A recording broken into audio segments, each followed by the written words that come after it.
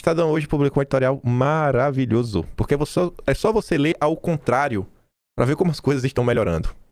Um mundo sob riscos geoeconômicos. Vamos ler ao contrário, né? Um mundo onde a elite globalista já não consegue mais manter o controle. O controle deles está em risco.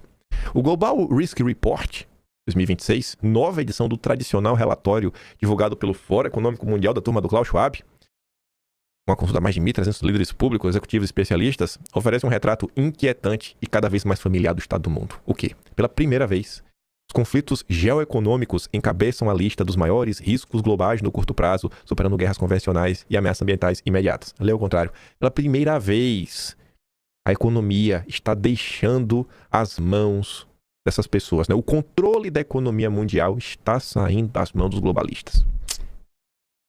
Não se trata de um detalhe técnico menor, mas um sinal eloquente de que a economia deixou de ser apenas um terreno de interdependência para se tornar um instrumento de poder, coerção e disputa estratégica. Era exatamente o que eles faziam. Aí agora eles não podem mais fazer isso, né? Agora eles que perderam, né, a sua capacidade de fazer maldade. Aí continua. Há, porém, uma tensão evidente entre diagnóstico e realidade. O documento insiste corretamente, o negócio aqui, onde é que é? Na necessidade de quê?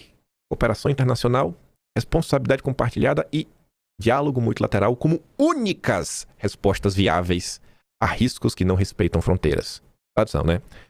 Organismos multilaterais e tudo mais são esses organismos, essas instituições que eles criaram para sobrepujar a soberania das nações.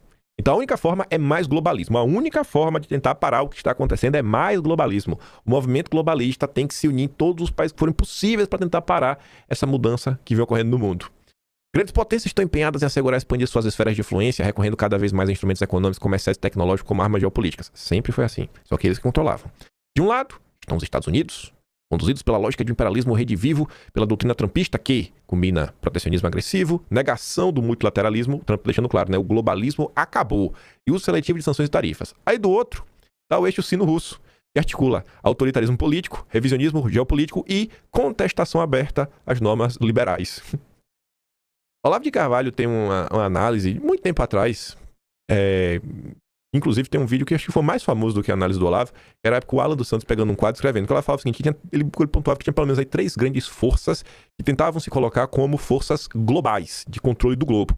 Aí uma era os globalistas, a outra seria esse eixo sino-soviético, e o terceiro aí o califado muçulmano. Então, assim, eles estariam jogando junto, mas não é porque estão jogando junto em determinado momento que eles vão jogar junto para sempre, né? O resultado é o enfraquecimento das instituições multilaterais, a erosão do mecanismo de coordenação global e o recrudescimento do protecionismo. Só um tiquinho. O velório tardio do direito internacional. A turma tá reclamando do Trump, né? E o Trump aí com seus desejos imperialistas, pipipipopopô, falaram bastante aí que o direito internacional foi pro saco, por isso que o mundo tá em risco aí, por conta da Venezuela. E a turma do Quinto escreveu um texto para desmontar, né? Essa mentira descarada. Desmontar, né? Essa mentira descarada. A captura de Maduro gerou inúmeras reações mundo afora, desde previsões apocalípticas de uma terceira guerra mundial até acusações de violação do direito internacional e de um primeiro passo em direção à incivilidade e à barbárie internacional. Mas em que momento da história recente, né, o direito internacional e as convenções multilaterais foram uma barreira contra o uso da força bélica ou de fato úteis para impedir uma intervenção estrangeira?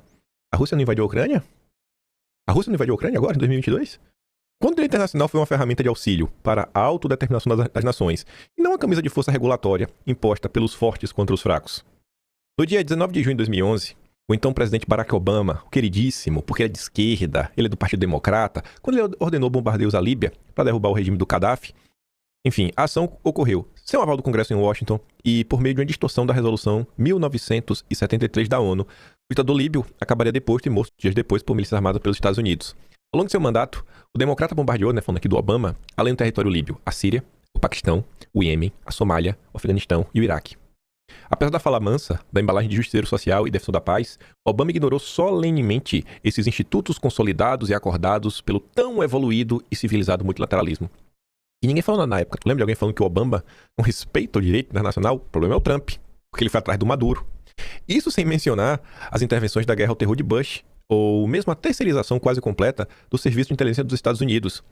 Muito diferente do sistema de balança do poder do Concerto Europeu, A política multilateralista, burocrática e formalista do direito internacional, imposta após o Tratado de Versalhes, não teve outro efeito senão a uniformização das legislações econômicas e, consequentemente, a imposição posterior do Consenso de Washington.